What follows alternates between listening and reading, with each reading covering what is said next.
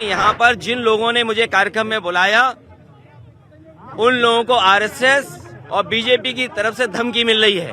BJP धर्म के ठेकेदार नहीं हो सकती। बीजेपी ने यहाँ गुंडे भेजे थे और गुंडे ये भेजे थे जिससे मैं कार्यक्रम में न जा पाऊं। बीजेपी के लोग पिछड़ों को शूद्र, दलित को शूद्र मानते हैं। बीजेपी के लोग हम सबको शूद्र मानते हैं। उनको ये तकलीफ है कि हम उनके धार्मिक स्थान पे क्यों जा रहे हैं, गुरु संत लोगों से आशीर्वाद लेने के लिए। याद रखे बीजेपी के लोग, समय बदलता है, समय बदलेगा तो उन्हें भी पता लग जाएगा कि इसी तरह की व्यवस्था उनके लिए होती है। कुंडी का यज्ञ हो रहा था, इसमें शामिल होने और संत गुरु और जो आयोजक हैं उनसे मिलने में आया था। मैं परिक्रमा किया हूं और उनसे आशीर्वाद लेकर के आया हूं, लेकिन बीजेपी के लोगों को पेट में दर्द हो रहा है। भारतीय जनता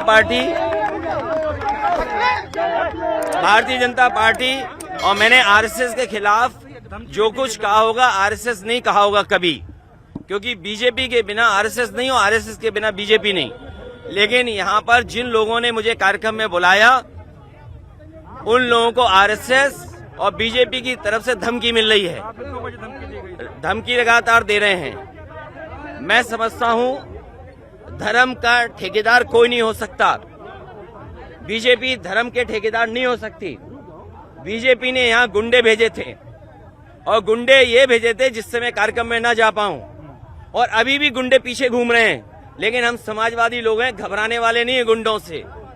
अभी भी घूम रहे हैं गुंडे, कहीं न कहीं होंगे वो जो काला झंडा लेकर के विरोध कर रहे थे। अरे भाई, धर्म के कार्यक्रम में मैं आ रहा हूं और धर्म के कार्यक्रम में मैं अगर आ रहा हूं तो बीजेपी के लोग क्या गुंडई करेंगे? बीजेपी के लोग पिछड़ों को शूद्र, दलित को शूद्र मानते हैं। बीजेपी के लोग हम सबको शूद्र मानते हैं। उनको ये तकलीफ है कि हम उनके धार्मिक स्थान पे क्यों जा रहे हैं, गुरु संत लोगों से आशीर्वाद लेने के लिए। भाजपा आई, इन्होंने भेजा और कोई प्रशासन का, पुलिस का अधिकारी नहीं था। रात में हटा दीजिएगा, और जितनी पुलिस प्रशासन थी सब रात में हटा दी। याद रखे बीजेपी के लोग, समय बदलता है, समय बदलेगा तो उन्हें भी पता लग जाएगा कि इसी तरह की व्यवस्था उनके लिए होती है।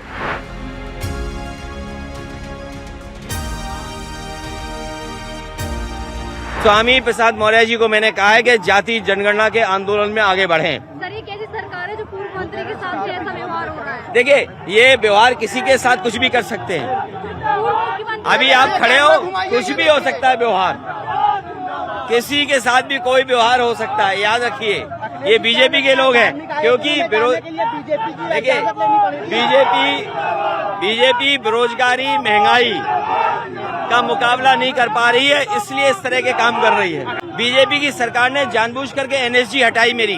मैं आज समझ सकता हूँ कि एनएसजी क्यों हटाई, सिक्योरिटी क्यों कम की, घर क्यों छीना, आज मैं समझ सकता हूँ। और आज मैं इसलिए भी समझ सकता हूँ कि जिस घर में मैं रहने गया था उसे गंगा जल से धोया था। आज मैं समझ सकता हूँ। और जब हम बात कर रहे हैं तो देखो, बीजेपी के गुंडे आ गए उधर, ये बीजेपी के गुंडे उधर बाईं तरफ घूम रहे हैं। चलिए, धन्यवाद।